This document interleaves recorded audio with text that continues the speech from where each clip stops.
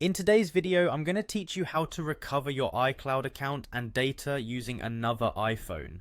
Imagine you've lost access to your iCloud account and it's your lifeline for all those Apple services you rely on.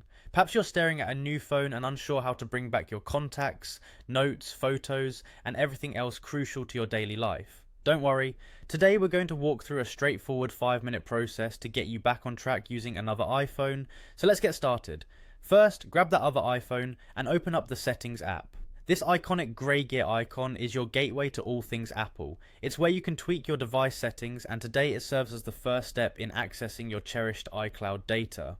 Once you're in Settings, look to the top of the screen and there you'll see where it says Sign into your iPhone. Give that a tap. This will prompt a new screen where you can enter your Apple ID credentials. This pathway is crucial because it's how you'll securely log into your iCloud account on the new device, enabling you to recover all your data. Now, enter your Apple ID and password. If you don't remember your credentials, make sure to use the Forgot Apple ID or password link available for recovery options. This will ensure you can get back on track securely without any hitches. After entering your credentials, the next step is all about security. Apple will send a two-factor authentication code to your trusted device or phone number. Keep an eye out for a pop-up or SMS with this code. This step might feel a bit like an extra chore, but it's an important security measure to ensure it's truly you who's trying to access the account. Once you have the code, type it in and voila. You'll soon find yourself logged into your iCloud account on this iPhone.